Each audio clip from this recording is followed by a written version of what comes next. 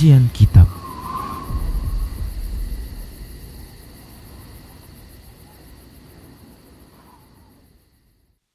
Bismillah, assalamualaikum warahmatullahi wabarakatuh. Innal hamdalillah nahmaduhu wa nasta'inuhu wa nastaghfiruh wa na'udzu billahi min shururi anfusina wa min sayyiati a'malina. May yahdihillahu fala mudilla lahu wa may yudlilhu fala hadiya lahu. Wa asyhadu an la ilaha illallah wahdahu la syarika lahu wa asyhadu anna Muhammadan 'abduhu wa rasuluhu sallallahu alaihi wasallam. Qala Allah tabaraka wa ta'ala, ya ayyuhalladzina amanu taqullaha haqqa tuqatih wa la tamutunna illa wa antum muslimun. Ya ayyuhan nasu taqu rabbakumul ladzi khalaqakum min nafsin wahidah wa khalaqa minha zawjaha wa bassa minhuma rijalan katsiran wa nisaa'a. Wattaqullaha alladzi tasaaluna bihi wal arham innallaha kana 'alaikum raqiba. Ya ayyuhalladzina amanu taqullaha wa qulu qawlan sadida yuslih lakum a'malakum wa yaghfir lakum dhunubakum wa may yuti'illaha wa rasulahu faqad faza fawzan 'azima. Amma ba'd, fa inna asdaqal hadisi kitabullah wa khairal huda huda Rasulillah sallallahu alaihi wasallam wa syarral umuri muhdatsatuha wa kullu muhdatsatin bid'ah wa kullu bid'atin dhalalah wa kullu dhalalatin finnar. Para hamba Allah rahimani warahmatullah, para pemirsa Rosyad TV dan para pendengar radio Medan Mengaji serta para pemirsa media sunnah yang turut serta menyiarkan kajian ini, alhamdulillah segala puji hanya untuk Allah. Selawat dan salam tak lupa kita ucapkan untuk Rasulullah. Baik, kita lanjutkan pembahasan kitab Minhajul Muslim di bab yang keempat, masih bahasan ibadah dan kita masih bahasan tentang salat sunat. Nah, berikutnya adalah pembahasan yang ke-14, yaitu tentang sholat istisqa. Apa itu istisqa? Istisqa itu artinya adalah talabus suqya minallahi ta'ala biinzalil matari indal jadabi. Istisqa itu maksudnya adalah meminta turunnya hujan, diberikan air dari Allah Subhanahu wa ta'ala dengan diturunkannya hujan ketika kemarau. Demikian, ya. Nah, jadi itu makna dari istisqa. Sementara ya sholat istisqa artinya sholat untuk minta hujan namanya, seperti itu. Para ulama mereka membedakan hukum antara keduanya, yaitu pertama, jadi dibahas itu tentang minta hujan dengan sholat minta hujan, itu dibedakan, ya. Nah, kalau minta hujan, sepakat para ulama dengan status ijma', tidak ada perbedaan satu pendapat pun bahwasanya dianjurkan untuk minta hujan ketika dalam kondisi diperlukan hujan tersebut, minta hujan, ya. Nah, seperti itu, sepakat para ulama. Namun terjadi perbedaan pendapat di kalangan para ulama terkait dengan sholatnya, sholat untuk minta hujan, demikian. Kalau minta hujannya dengan cara berdoa, itu maksudnya, ya, dengan cara berdoa, ya, kepada Allah, minta kepada Allah, maka yang seperti ini sepakat para ulama itu sunnat, ya. Bahkan kesepakatan itu adalah ijma', tidak ada yang berbeda. Nah, ketika permintaan tersebut didahului dengan cara sholat untuk minta hujannya, nah mereka ini berbeda pendapat terkait dengan sholatnya. Sholat untuk nanti setelah itu minta hujan, demikian. Baik, para ulama berbeda pendapat menjadi dua. Pertama, pendapat jumhur ulama, ya. Jumhur ulama berpendapat dianjurkan ketika terjadi kemarau panjang, ya, bumi atau tanah pun tandus, ya, kemudian hujan tak kunjung turun, maka jumhur ulama mereka berpendapat dianjurkan, sunnat hukumnya, ya, manusia keluar bersama dengan imamnya, ya, menuju tempat sholat dengan tata cara yang tertentu, lalu sholat dengan cara berjamaah 2 rakaat, ya, lalu nanti minta sama Allah Subhanahu wa ta'ala. Nah, seperti itu. Baik, ya. Nah, ini berdasarkan hadis Nabi Shallallahu Alaihi Wasallam yang dikeluarkan oleh Imam Bukhari dan Imam Muslim. Ini lafadznya Imam Bukhari, ya, dari Abbad ibnu Tamim dari pamannya radhiyallahu anhu, ia mengatakan kharajan Nabi sallallahu alaihi wasallam ilal musalla yastasqi. Nabi sallallahu alaihi wasallam itu pernah keluar menuju tempat sholat, beliau minta diturunkan hujan. Wastaqbalal qiblata, beliau menghadap ke arah kiblat. Wa shalla raka'ataini, lalu salat 2 rakaat. Wa qala barida'ahu, dan membalikkan selendang beliau, ya. Ja'alal yamina 'ala shimal, menjadikan yang kanan ke arah kiri, demikian. Nah, itu dalilnya. Jadi memang ada yang seperti itu. Pendapat jumhur ulama. Berbeda lagi ya pendapat yang lain, ini segelintir. Pendapat Imam Abu Hanifah mengatakan tidak dianjurkan, tidak disunnahkan sholat istisqa, sholat untuk minta hujan. Dan tidak ada anjuran untuk keluar untuk sholat istisqa, demikian. Ya. Kenapa? Karena Nabi SAW pernah minta hujan tanpa sholat. Jadi begini, kenapa kok terjadi perbedaan pendapat? Nah, maka begini, Imam Abu Hanifah tidak mendapati satu dalil yang sahih menurut beliau bahwasanya Nabi SAW itu pernah sholat minta hujan. Yang didapati oleh beliau adalah Nabi pernah berdoa minta turun hujan. Nah itu. Nah disinilah kita katakan, disinilah kita harus memahami ya bahwasanya ternyata ulama ahlus sunnah sendiri pun mereka berbeda pendapat, dan di antara sebab perbedaan pendapat itu adalah diantaranya karena sampainya satu dalil dari Nabi SAW kepada ya para ulama ini yang tidak sampai kepada yang lainnya, sehingga terjadi perbedaan pendapat, gitu loh, paham ya? Andaikan Imam Abu Hanifah rahimahullah taala beliau ini mendapati dalil tersebut dan beliau memandang itu hadis sahih dari Rasulullah SAW, pasti beliau akan berubah pendapat. Nah, begitu. Dan oleh karenanya kita katakanlah ya mungkin di antara kita ini ada yang bermadhab dengan madhab Hanafi, ngikutin pendapatnya Imam Abu Hanifah. Jangan taklid. Jangan taklid dengan Imam Abu Hanifah. Oh, Imam Abu Hanifah berpendapat tidak dianjurkan. Itu pendapat beliau. Yang dianjurkan itu cuma doa saja gitu. Maka kita katakan ini hadisnya sahih. Ya, dari Bukhari Muslim. Hanya saja ini tidak sampai kepada beliau. Yang sampai kepada beliau tentang riwayat tentang Nabi berdoa minta hujan. Sholatnya nggak pernah dapat. Riwayat tentang sholat beliau nggak dapat, sehingga beliau tidak berpendapat demikian. Ya wajar. Dan tidak mengapa beliau berpendapat begitu, dan itu dimaklumi. Hanya saja kita ini jangan taklid buta. Yang kita ikuti kebenarannya, bukan imamnya. Karena imam, para ulama-ulama yang mereka itu ahli mujtahid, ahli ijtihad, mereka itu itu sebenarnya adalah ulama-ulama yang mengikuti dalil, ngikutin wahyu dari Allah Subhanahu wa taala. Jangankan para imam, Rasulullah saja ikuti wahyu. Apa dalilnya? Surah Al-An'am ayat 50. Allah katakan, "A'udzubillahi minasyaitonirrajim. In attabi'u illa ma yuha ilayya." Ya.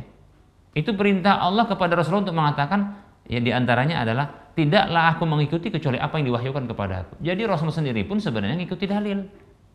Hanya saja perkataan beliau itu dijadikan dalil.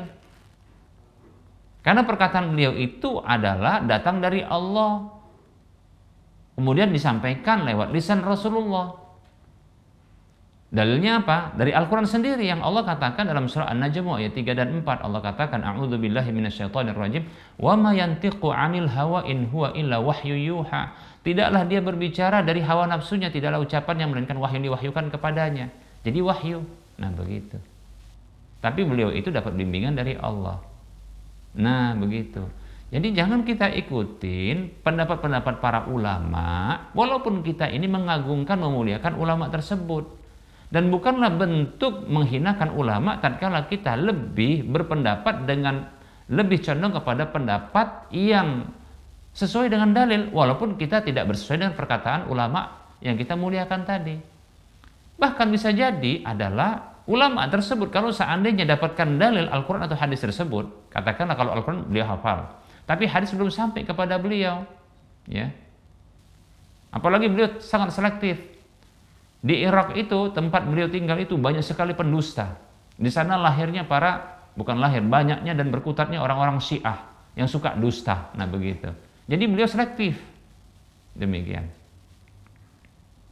Sehingga sedikitlah hadis dari yang sampai kepada beliau. Demikian para hamba Allah rahimani wa rahimakumullah.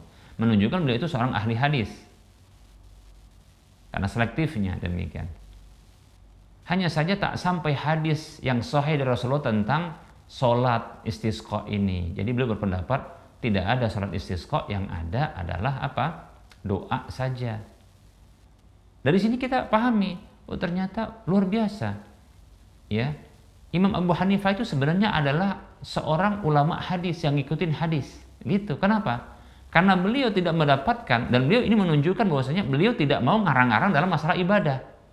Ketika beliau tidak dapatkan sholat tentang minta sholat untuk minta hujan, beliau nggak dapatkan, maka tidak disyariatkan menurut beliau.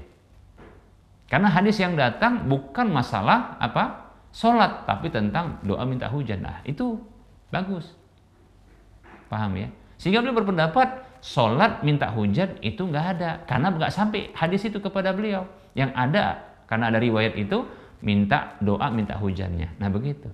Ini menunjukkan Imam Abu Hanifah seorang ahli hadis, seorang ulama yang ngikutin wahyu, ulama ahlu sunnah wal jamaah. Andaikan sampai hadis itu kepada beliau, maka pasti beliau akan berubah pendapat. Nah gitu. Nah, betul-betul sahih menurut beliau itu, maka beliau akan berubah pendapat. Begitu. Nah kita sebagai orang yang belakangan, ya, yang belakangan, mestinya kita itu apa? Kita itu ngikutin kebenaran, bukan mengikuti perkataan imam, gitu. Dan itu merupakan bentuk penghargaan dan penghormatan. Nah, pernah dengar nggak ungkapan dari Imam Abu Hanifah yang beliau mengatakan, "Idza shahal hadisu fahuwa madhhabi." Apabila sahih hadis itu maka itu madhabku. Nah, lihat itu ya. Sampai-sampai Imam Asy-Syafi'i juga mengungkapkan hal yang sama. Idza shahal hadisu fahuwa madhhabi. Kalau sahih hadis itu madhabku. Nah, demikian. Oleh karenanya kalau kita berpendapat dengan pendapat yang disebutkan dalam Al-Quran dan hadis, sesungguhnya kita itu adalah berpendapat dengan pendapat para imam itu. Gitu. Kadang kita ini kan taklid buta. Sudah jelas hadis, sudah jelas Al-Quran sama hadis. Nah, kita mau tolak. Dengan alasan apa? Oh, pendapat mazhab saya nggak begitu. Itu kan kurang ajar sebenarnya. Karena para imam, para ulama yang menjadi tokoh di dalam mazhab tersebut pun sebenarnya nggak gitu amat banget. Ya. Nggak begitu sekali untuk ikuti aku, enggak, ikuti wahyu Al-Quran dan hadis, begitu. Baik para hamba Allah rahimani wa rahimakumullah. Ya. Maka kita katakan ya pendapat yang kuat pendapat jumhur karena ada dalilnya, nah gitu. Dan itu tidaklah melecehkan dan menghinakan ya ulama yang kita berbeda pendapat dengan beliaunya. Enggak demikian. Sama juga kalau seandainya ada pendapat, ya, ternyata kita condong kepada pendapat yang ada dalil menunjukkan hal tersebut. Walaupun bertentangan dengan pendapat madhab, seperti contohnya di madhab yang ada di negeri kita ini, yang mayoritasnya adalah madhab Syafi'i. Berbeda kita. Maka tidak mengapa, gitu loh. Nggak dikatakan mengkhianat madhab gitu, enggak, ya. Para hamba Allah rahimani wa rahimakumullah.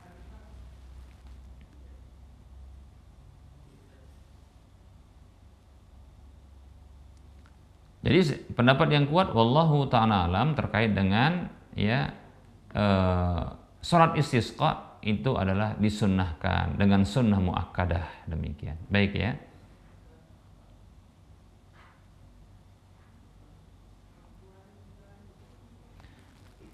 Baik para hamba Allah rahimani wa rahimakumullah, sepertinya kita cukupkan dulu untuk penyampaian materinya ya. Insya Allah kita akan lanjutkan pada pertemuan yang akan datang. Ya, kita membuka sesi soal jawab. Baik, dipersilakan admin untuk naikkan pertanyaan.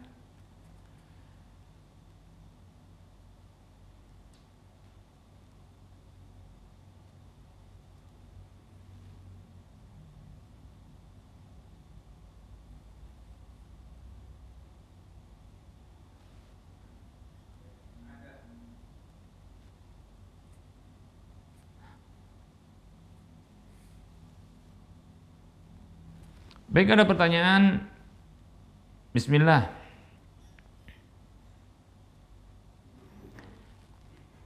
suami saya ketahuan berjudi slot oleh saya, dan uang yang dia pakai untuk berjudi adalah uang orang lain yang masih saudara saya yang menginvestasikan uangnya untuk usaha yang semestinya dijalankan oleh suami saya, dan dia bertanggung jawab untuk mengembalikan uang tersebut, sehingga kami berhutang sangat banyak. Beliau ketahuan oleh saya sampai 3 kali, dan itu selalu saya maafkan, dan kami sedang berusaha untuk mengembalikan uang tersebut. Tetapi untuk mengembalikan uang tersebut, suami saya membutuhkan modal lagi untuk usahanya. Jadi karena saya percaya dengan janji beliau yang katanya sudah berhenti berjudi, saya pun meminjamkan uang untuk modal usahanya dengan adik saya. Namun uang adik saya itu ternyata juga dijadikan sebagai uang judi, modal judi, sehingga hutang kami semakin bertambah dan saya merasa sudah tak tahan lagi.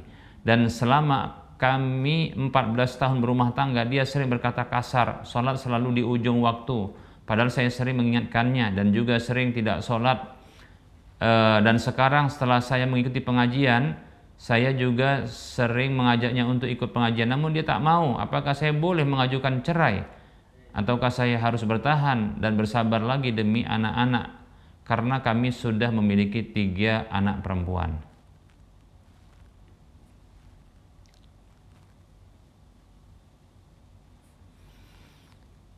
Bismillah, semoga Allah Subhanahu wa taala memberikan pasangan-pasangan hidup kita yang memiliki kesolehan, ketakwaan, dan ketaatan kepada Allah dan Rasulnya, dan semoga Allah mengumpulkan kita dalam kebaikan di dunia dan di akhirat, dimasukkan ke dalam surga bersama ya orang-orang yang kita cintai dari kalangan keluarga kita, pasangan hidup kita, anak-anak kita. Amin ya rabbal alamin. Baik, sebelum mengajukan gugat cerai, maka saya sarankan, kalau ditanya apakah sudah sah ataukah sudah boleh secara syar'i untuk gugat cerai, boleh sebenarnya. Kenapa? Tadi disebutkan sholat juga tidak, ya, sering meninggalkan sholat begitu ya. Sebenarnya sekali tidak sholat itu menurut satu pendapat itu sudah kafir, demikian. Tapi pada jumhur memang tidak kafir ya. Hanya saja para ulama mengatakan boleh bagi seorang wanita, istri, untuk minta cerai ketika suami tidak sholat, walaupun menurut pendapat yang kuat itu tidak kafir. Tapi itu dosa yang paling besar ketimbang judi itu sendiri, demikian. Tambah lagi judi itu ada candunya, demikian ya, ada setannya di situ. Nah, judi itu sendiri, kalau seorang penjudi, suami suka berjudi, boleh dengan dasar itu minta cerai, boleh. Tapi saya begini, sebelum diajukan itu, coba begini, duduk bareng sama suami, mintakan keseriusan ya untuk berbicara ya, dari hati ke hati ya, ngomong begini, Bang, kalau abang nggak mau berubah, ya seperti itu. Bang, kalau abang tidak mau berubah, ya, tidak sholat, kemudian tidak meninggalkan judi, ya, dan berlaku kasar, katakanlah seperti itu, ya, maka kalau abang tidak tinggalkan ini semua yang buruk-buruk ini, dan abang menjadi seorang suami yang soleh. Kalau tidak demikian, maka saya akan mengajukan gugat cerai. Begitu. Nah, itu bentuk ultimatum, ya, bentuk ultimatum. Tidak mengapa, jangan dulu gugat cerai, tapi sampaikan seperti itu. Nah, begitu. Kalau ditanya apakah sudah boleh, sudah, cuma sampaikan ultimatum yang ini menjadi apa? Menjadi penggugah bagi dia untuk dia berubah, seperti itu. Itu sebagai nasihat. Kalau nggak berubah, ya, maka aku akan gugat cerai, demikian. Dan tidak layak, ya, tidak layak anak-anak memiliki ya seorang ayah yang semestinya jadi teladan, tapi ternyata memberikan contoh yang buruk. Demikian, begitu, sampaikan begitu. Nah, setelah itu ya tunggu perubahannya. Kalau tak berubah juga, maka silakan gugat cerai. Demikian. Wallahu ta'ala a'lam. Baik, ya sepertinya sudah masuk waktu sholat ya zuhur ya untuk wilayah Medan dan sekitarnya ini. Ya, kita cukupkan saja dulu ya satu pertanyaan dengan jawaban yang ringkas ya. Baik, ya sebelum kita mengakhiri perjumpaan seperti biasa kita berikan motivasi untuk berdonasi. Yuk mari kita donasi. Menyempurnakan pembangunan Masjid Al-Muwahhidin yang saat ini dalam proses pembangunan dan alhamdulillah sudah digunakan untuk sholat, kegiatan sholat, demikian pula kajian-kajian. Bagi siapapun di antara kita yang pengen dapat pahala yang terus mengalir, kemudian minimal dari pahala dari apa yang kita infakkan itu dikali 700 kali lipatnya, kemudian dapat satu rumah di surga insyaallah taala. Silakan transfer ke nomor rekening Bank Syariah Indonesia di nomor 71274855555 atas nama Yayasan Lajnah Dakwah Medan Kode Bank 451. Semoga Anda termotivasi dan semoga bermanfaat. Mohon maaf atas segala kekurangan. Kita ketemu lagi di lain kesempatan. Wassalamualaikum warahmatullahi wabarakatuh. Subhanakallahumma wa bihamdika asyhadu an la ilaha illa anta astaghfiruka wa atubu ilaika walhamdulillahi rabbil alamin. Wassalamualaikum warahmatullahi wabarakatuh.